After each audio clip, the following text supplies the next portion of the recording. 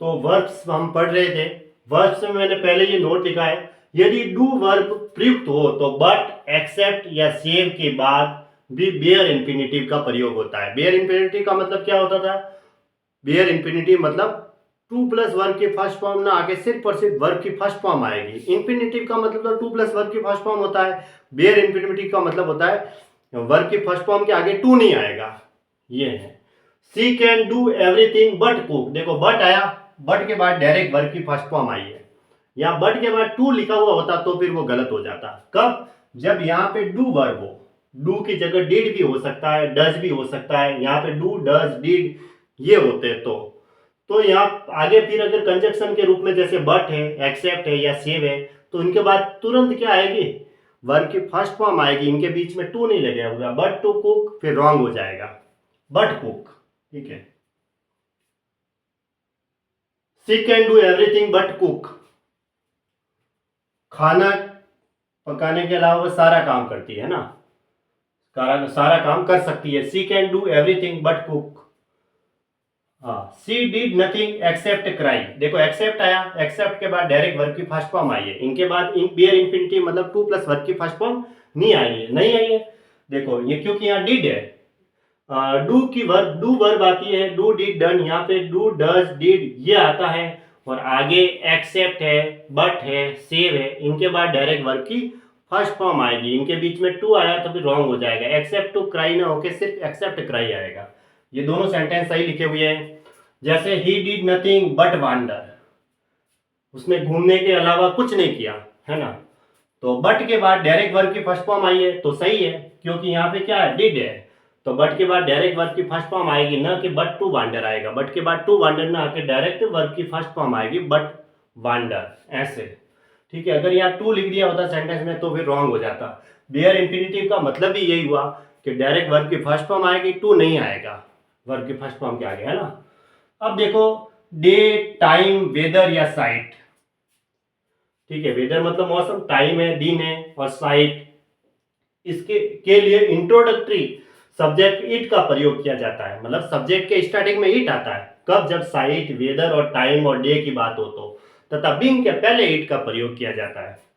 जैसे it being a rainy rainy day.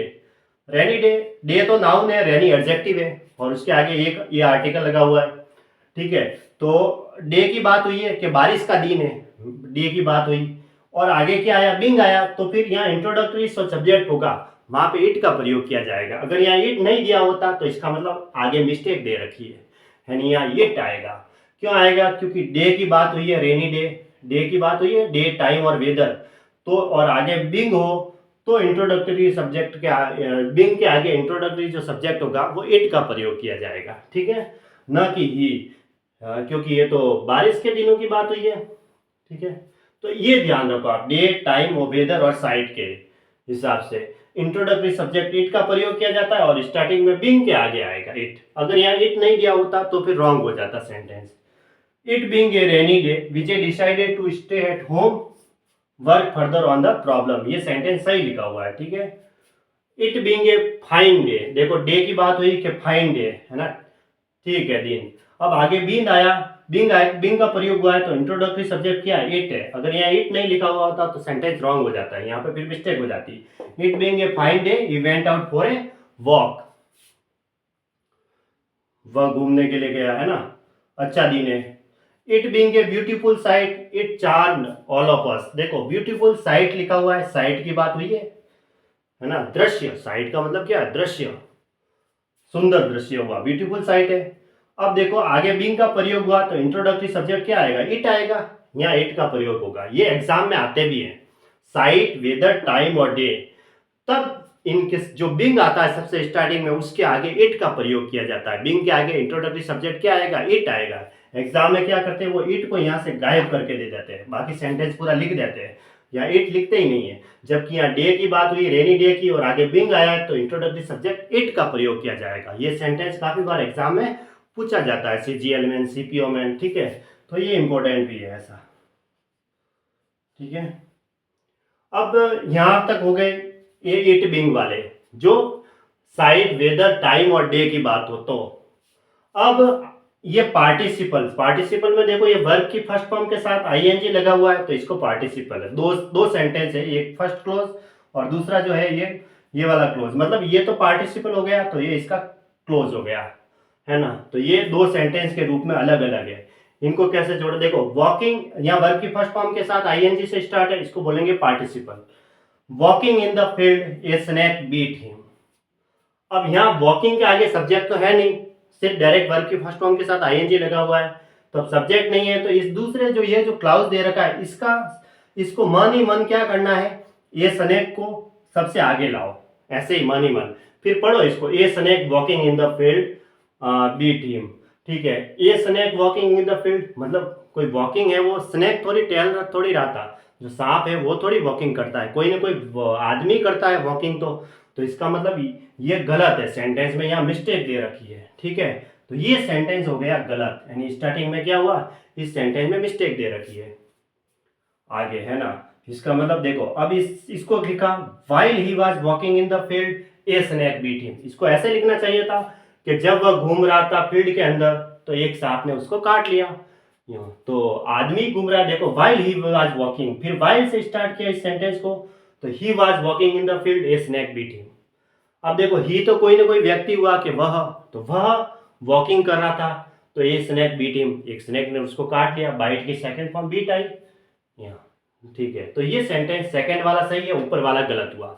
अब तीसरा सेंटेंस देखो, writing the letter I posted it. अब क्या करना है, यहाँ वर्ब की फर्स्ट फॉर्म के साथ आईएनजी है, इसमें तो क्या है था व्हाइल ही, तो ही तो सब्जेक्ट था। अब इसमें और इसमें फर्क क्या है, देखो इसमें भी वर्ब के फर्स्ट फॉर्म के साथ आईएनजी है फर्स्ट वाले में, और थर्ड वाले में भी क्या है, वर्ब की फर्स्ट फॉर्म के साथ आईएनजी है, लेकिन इन दोनों के आगे सब्जेक्ट नहीं लगा हुआ है। अब ये जो अगला वाला सेंटेंस है इसमें सब्जेक्ट क्या है, आई, इसको मन ही मन आगे लाओ, आई को आगे ला दिया हमने। आई राइटिंग द लेटर, मैं लेटर लिख रहा था, पोस्ट करने के लिए जो भी है ना, तो मैं लिख रहा था, एक कोई ना कोई मीनिंग निकल रहा है, हाँ मैं ही लिख रहा था लेटर, तो इसका मतलब ये सेंटेंस सही है।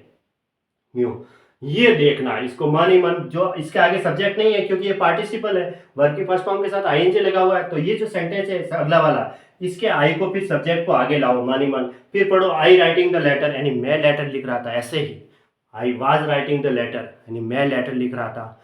ठीक है, तो इसका कोई ना कोई सही मीनिंग निकल रहा है, तो फिर ये सेंटेंस सही है। और अब देखो वापस फर्स्ट वाला, a snake was walking in the field. अब स्नेक कोई वॉकिंग तो नहीं करता है फील्ड के अंदर, और फिर बीट हिम, उसको काट लिया, जबकि आदमी वॉकिंग करता है, इसके सब्जेक्ट को आगे लाना है, ना कि ऑब्जेक्ट को। सेकंड वाला ये जो क्लाउज है ना, यहाँ से स्टार्ट हो रहा है, इसके सब्जेक्ट को आगे लाया, a snake was walking in the field, एक सांप है वो वॉकिंग कर रहा था फील्ड के अंदर, सांप कभी वॉकिंग नहीं करता है, और बीट हिम, उसको काट लिया, तो सांप वॉकिंग नहीं करता है, इसलिए ये सेंटेंस क्या हुआ, गलत हुआ।